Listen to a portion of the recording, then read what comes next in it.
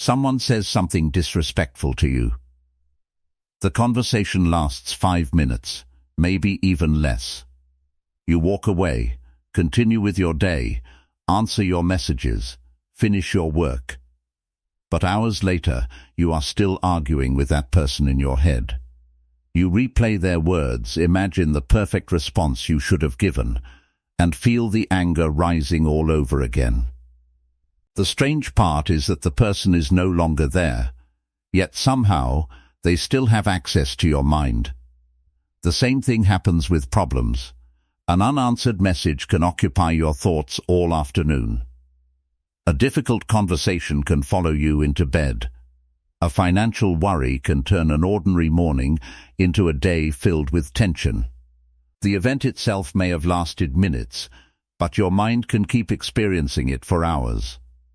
So what if the problem isn't always the person, the situation, or even the thought itself? What if part of the suffering comes from how tightly your mind continues to hold it? Buddhist wisdom offers a surprisingly practical way to understand this. Not by teaching you to avoid difficult people or escape every problem, but by showing you how to stop carrying experiences long after the moment has passed. Because sometimes freedom begins when you realize that what disturbed your mind doesn't have to remain there. Lesson 1. Stop carrying what already happened. A criticism can take 5 seconds to hear and several hours to recover from. Someone makes a sharp comment, you smile or stay quiet, and the conversation ends. You go back to work, drive home, eat dinner, perhaps even laugh with someone. Yet somewhere in the background, your mind is still standing in that original moment, examining every word and searching for the response you wish you had given. This is where something subtle happens. The event itself and your continued experience of the event become two different things.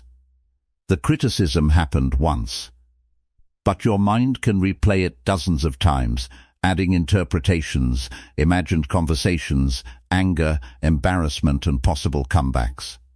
Each replay feels real enough to trigger the same emotional reaction, even though nothing new is actually happening.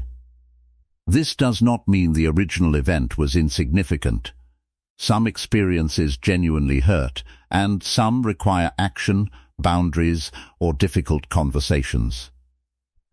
The point is to notice what happens afterward. Are you responding to something happening now? Or are you repeatedly reopening something that has already ended? That question can be surprisingly revealing. The next time an experience keeps occupying your mind, pause and ask yourself, is this still happening? Or am I continuing it inside my mind? Mindfulness begins in that moment of recognition. You notice the thought without immediately following it. You notice the anger without building another argument around it. You notice the memory without automatically stepping back into the emotional atmosphere of that day. And gradually, something changes. You begin to realize that you have more choice over your attention than you thought. Sometimes the situation ended hours ago, but your resistance keeps giving it a second life. But why does the mind keep returning to something painful in the first place? Why would we repeatedly visit a moment we desperately want to escape? Because beneath the replay, there is often a hidden belief that the past should have happened differently. Lesson 2. Stop arguing with reality. There is a sentence the mind can repeat for years without ever changing the past. This should not have happened. Someone treated you badly, a relationship ended, an opportunity disappeared, or you made a decision you deeply regret. Long after the moment is over, the mind keeps presenting its case, as if enough thinking might eventually convince reality to rewrite the outcome. They should have treated me differently. They should understand what they did. I should have known better. Life should have gone another way. These thoughts are understandable. Sometimes they are completely justified. You may have genuinely been treated unfairly. But there is an important distinction between recognizing that something was wrong and mentally fighting the fact that it happened. The first can help you respond wisely. The second can keep you trapped. Buddhist practice points toward seeing reality clearly before deciding what to do with it. Acceptance, in this sense, is not approval. It does not mean saying that harmful behavior was acceptable, forgiving someone before you are ready, or pretending that disappointment doesn't matter. It simply means removing one impossible task from your mind, trying to make the past become something it is not. You can say, "This hurt me," and still accept that it happened. You can recognize someone's behavior was wrong and still stop replaying the argument. You can regret your own decision while refusing to spend another year punishing yourself for having made it. You don't have to like reality to stop fighting the fact that it is real. And that shift creates something valuable. Once you stop spending your energy trying to change an unchangeable fact, you have more energy available for the question that actually matters: what can I do now? Maybe you need a boundary. Maybe you need to apologize. Maybe you need to walk away. Maybe you need to change your behavior. Acceptance doesn't end responsibility, it makes responsible action possible. But there is another source of suffering hiding behind all of this. And it involves something we often expect without realizing it: other people. Because even when you accept what happened, you may still be waiting for people to behave differently than they actually do. Lesson 3. People are not here to behave according to your script. One of the most exhausting things about relationships is how often we carry an invisible script for other people without realizing it. You help someone, so you expect them to appreciate you. A friend has always been there, so you assume they always will be. You open your heart to someone, so you expect honesty in return. You apologize sincerely, so somewhere inside you expect them to eventually do the same. Then they don't. And suddenly, the pain isn't only about what they did, it is about the gap between who they actually are and who you believed they would be. This is where expectations become surprisingly powerful. The mind creates a version of another person and quietly begins relating to that version. When reality disagrees, we feel betrayed, confused, or angry. We may spend months trying to explain ourselves better, love harder, argue more convincingly, or behave differently in the hope that we can finally produce the response we wanted. But another person's choices are not a machine you can operate by pressing the right buttons. They may misunderstand you. They may change. They may disappoint you. They may never give you the apology you deserve. And sometimes, despite everything you do, they simply choose a different direction. Buddhist non-attachment does not ask you to tolerate mistreatment or become passive around harmful behavior. You can speak up. You can protect yourself. You can leave. You can establish a boundary and make a difficult decision. But notice what a boundary actually does. It changes your participation in a situation. It doesn't guarantee that the other person will suddenly understand, agree, apologize, or become the person you wanted them to be. Boundaries control your participation. They don't control another person's behavior. That distinction can save you from an enormous amount of mental exhaustion. Because once you stop trying to rewrite other people, you are left with a much more uncomfortable question. What if the person you've been trying hardest to change isn't them? What if it has been you? Lesson 4. Stop making every problem about you. A message goes unanswered for a few hours, and your mind immediately fills in the silence. Maybe I said something wrong. Maybe they are upset with me. Maybe they don't care anymore. One small event has suddenly become a statement about your value. This happens far more often than we realize. Someone becomes distant, and you decide you are unwanted. You lose an opportunity, and you conclude that you are not capable. A relationship ends, and instead of seeing the relationship as something that didn't work, you quietly turn it into evidence that something is wrong with you. The mind has a strange habit of turning events into identities. A mistake becomes, "I am stupid."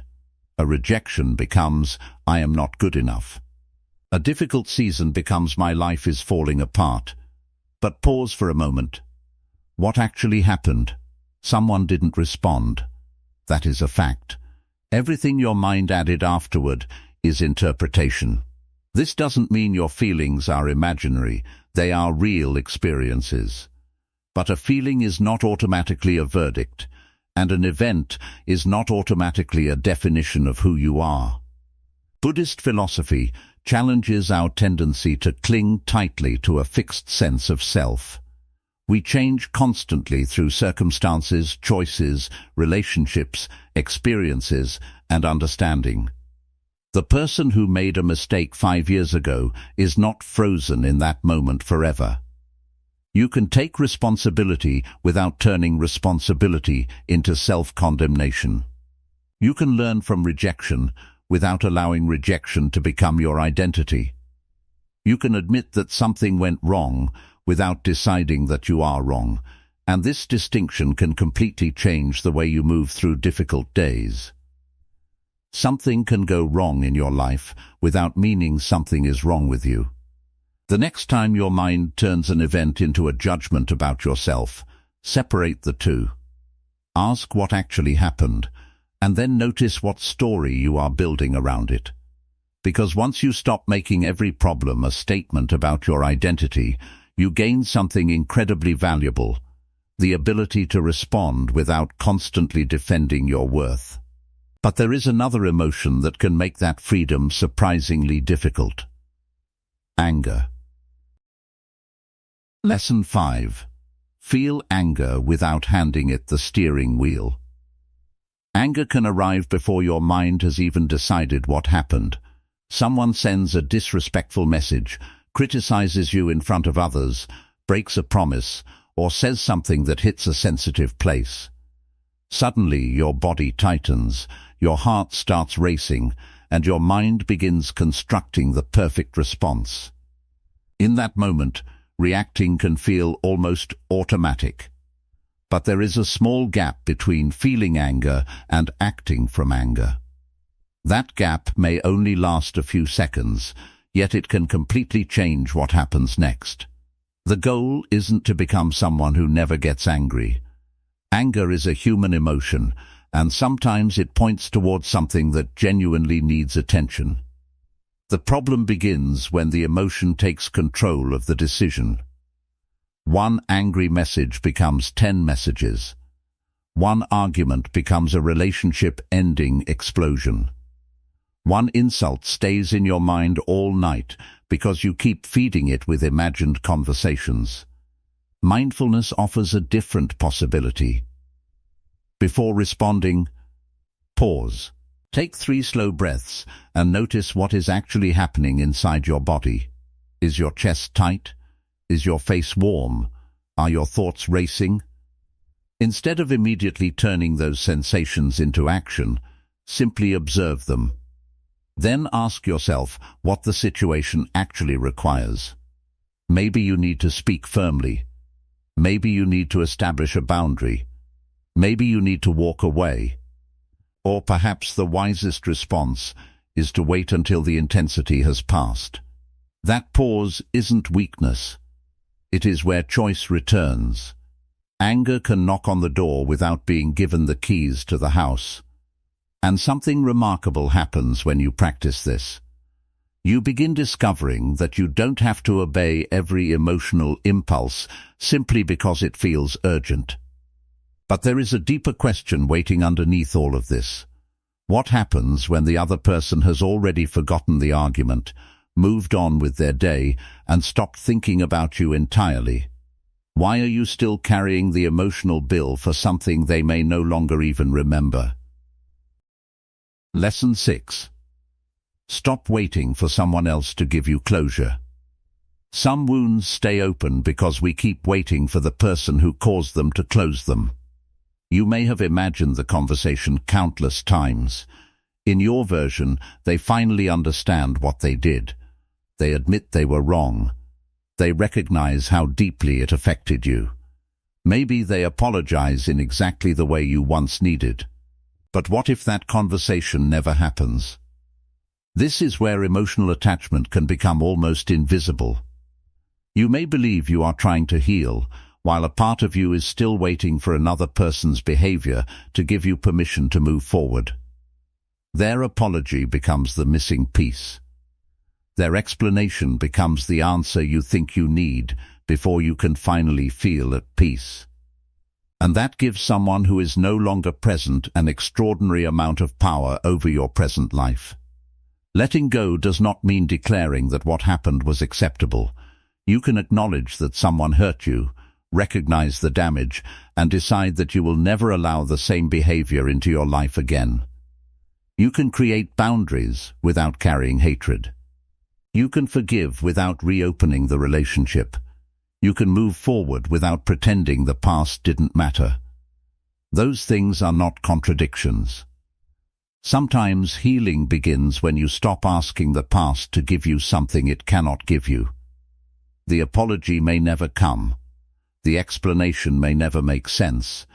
They may never understand the version of the story you have been carrying for years. And waiting indefinitely for that moment can quietly turn your life into a courtroom where the same case is argued over and over. Closure does not always arrive as a conversation. Sometimes it begins when you stop waiting for another person to give you permission to move forward.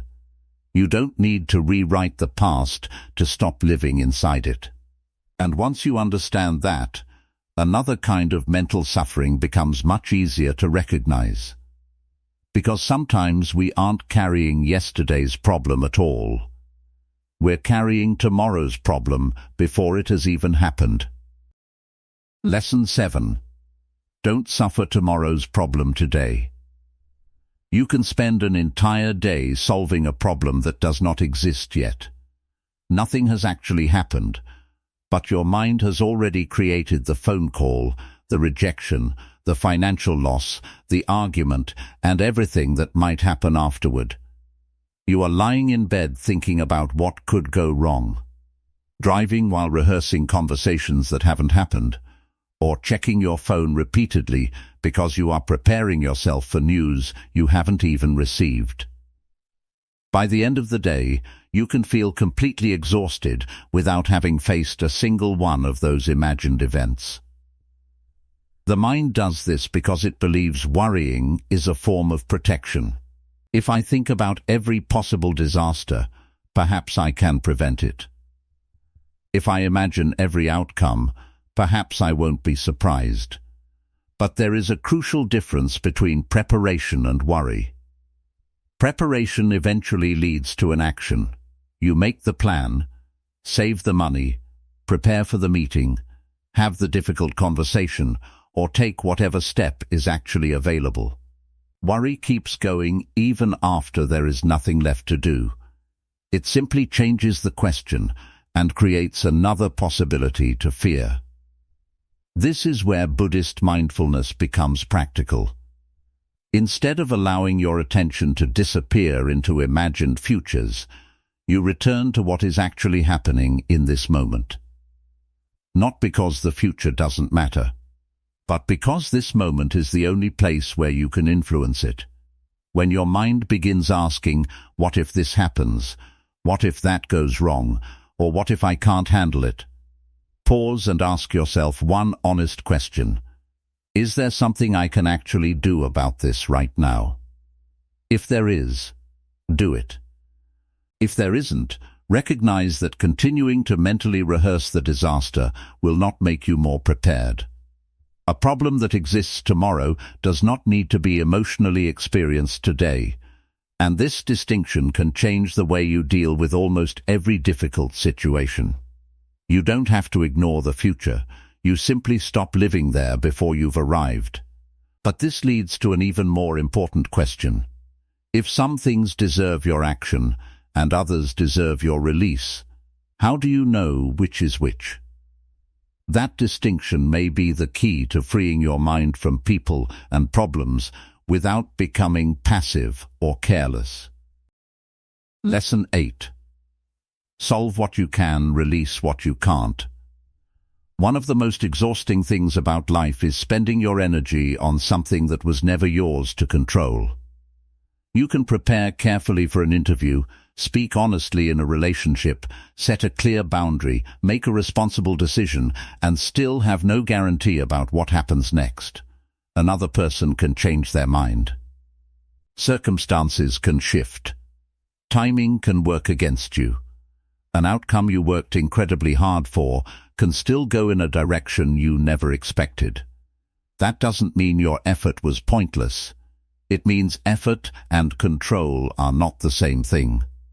This distinction becomes powerful when you start separating a difficult situation into two questions.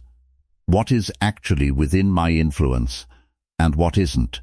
Your choices are yours. Your words are yours.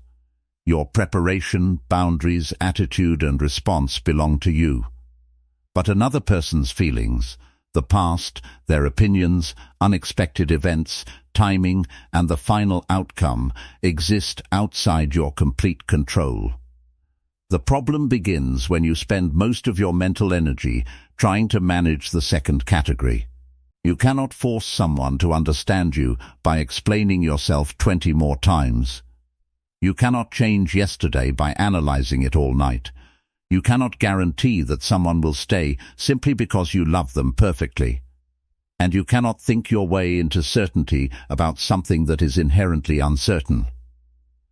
So when a problem starts consuming your attention, pause and ask yourself, what is mine to do here? Find the answer and give it your effort. Then ask the harder question, what am I trying to control that isn't mine? That is where you practice release. This isn't about becoming careless or passive. In fact, it can make you more effective, because your attention is no longer scattered across things you cannot command. You stop trying to control the entire situation and concentrate on the part where your actions actually matter. Peace doesn't come from controlling everything. It comes from knowing what deserves your effort. And yet, even after learning this, there is one attachment that can keep the mind trapped for years. It isn't attachment to a person, a problem, or even an outcome. It is the attachment to being right. Lesson 9. You don't have to win every mental battle. There is a particular kind of exhaustion that comes from needing to be understood. Someone remembers an event differently from you, and suddenly you feel compelled to explain every detail until they finally admit that you were right.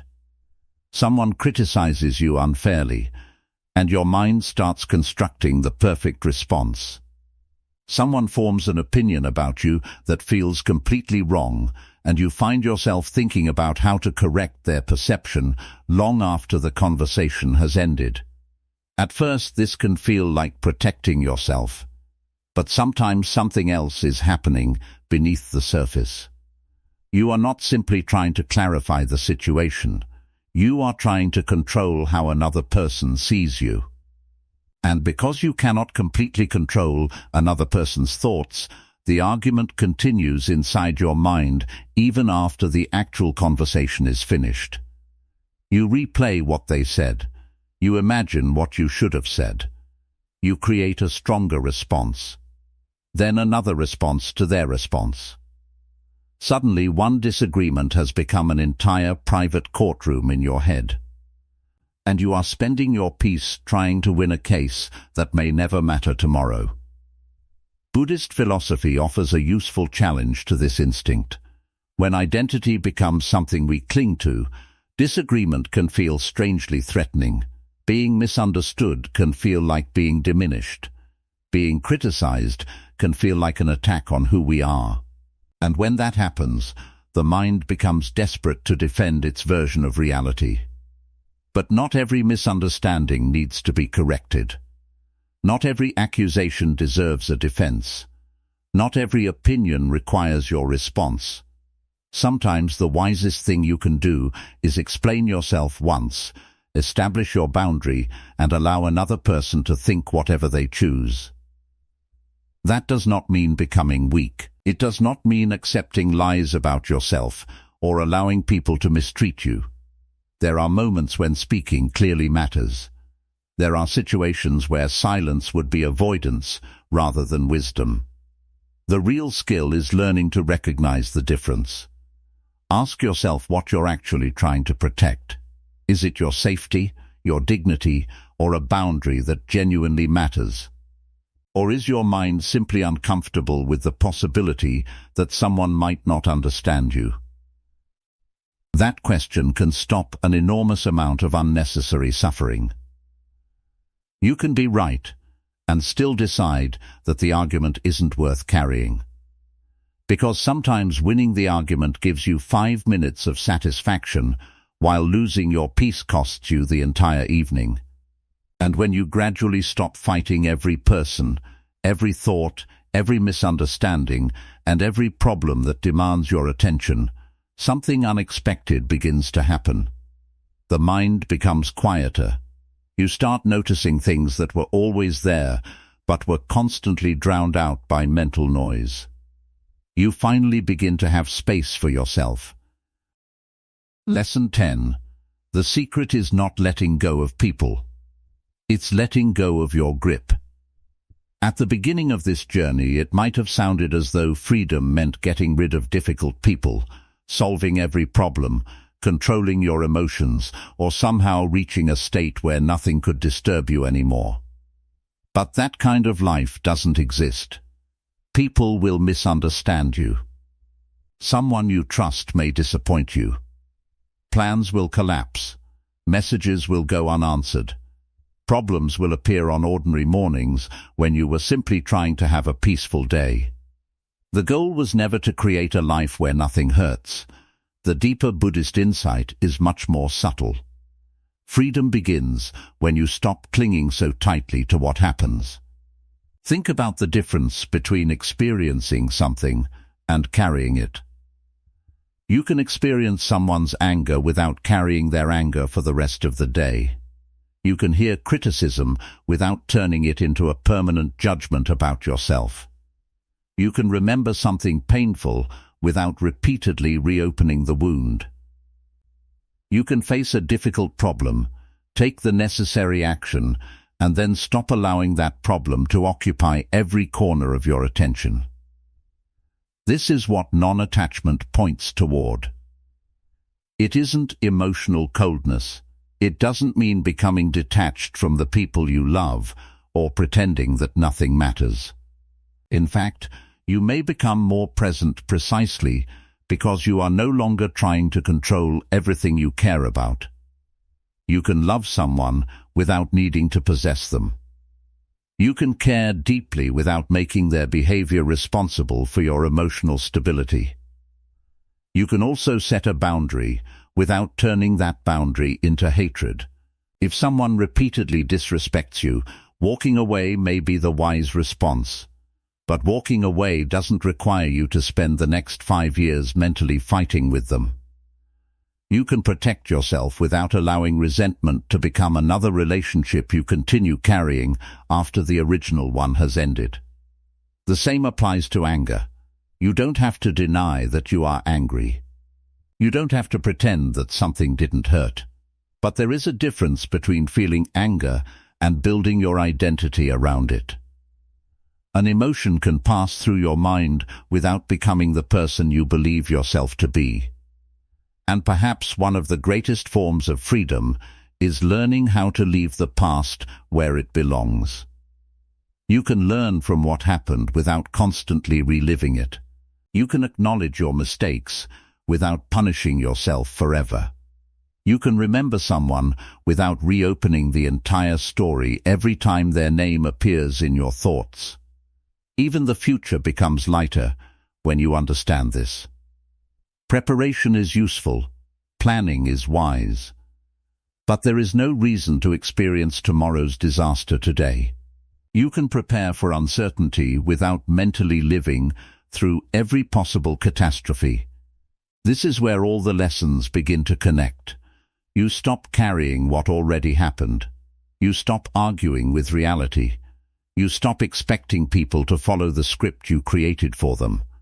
You stop turning every problem into a judgment about your worth. You learn to feel anger without surrendering your decisions to it.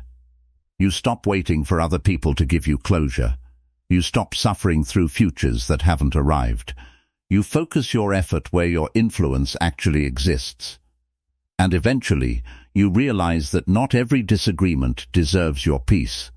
Then, something changes. The world may still be noisy, but your mind doesn't have to echo every sound. Freedom isn't when nobody can disturb you. Freedom is when you stop giving every disturbance unlimited access to your mind. People will still disappoint you. Problems will still appear. Plans will still fail. Some days will still hurt. But those experiences no longer have to become permanent residents inside your head. And that may be the real secret. You don't need to control every person. You don't need to eliminate every problem. You don't need to become emotionless. You simply need to stop gripping every experience as though your peace depends on changing it. Because when the grip becomes softer, something remarkable becomes possible. You can finally experience life without constantly fighting it in your mind. That is where real inner freedom begins. Go back to the person we met at the beginning. The difficult conversation is still part of their history. The unanswered message may still be sitting there. The problem they were worried about may not have disappeared, and the person who hurt them may never offer the apology they once hoped for. Nothing magical has happened outside of them. The world has not suddenly become easier, kinder, or more predictable. But something inside them has changed. They no longer carry every experience from one moment into the next. When an upsetting thought appears, they have learned to pause before giving it another hour of their attention. They can ask themselves whether this is actually happening right now, or whether they are replaying something that has already ended. They can ask what is genuinely within their control, what action is required, and what they are trying to control that was never theirs to begin with. And perhaps that is what taking your mind back really means. It isn't pretending that difficult people don't exist. It isn't ignoring problems or becoming indifferent to the people you love. It is refusing to give every experience unlimited access to your inner world. So take a moment and ask yourself honestly, how much of your mental energy is being spent on people and problems that are no longer happening in this moment? How many conversations are you still having with people who aren't there? How many past events are you still trying to change? How many possible futures are you already suffering through before they have even arrived? You may not be able to control what someone says, what someone chooses, what happened yesterday, or what tomorrow brings. But you can become more careful about what you continue carrying after the moment has passed. Perhaps freedom isn't about creating a life where nothing disturbs you. Perhaps it is learning to experience what happens without allowing every person, every problem, and every painful thought to become a permanent resident inside your mind. The world may not become quieter. People may not suddenly become easier to understand. Problems will continue appearing because that is simply part of being alive. But your relationship with all of it can change. You can let life happen without letting everything that happens take your peace with it. And maybe that is the freedom you have been looking for all along. Not a life without disturbance, but a mind that finally knows what it needs to carry and what it can gently put down.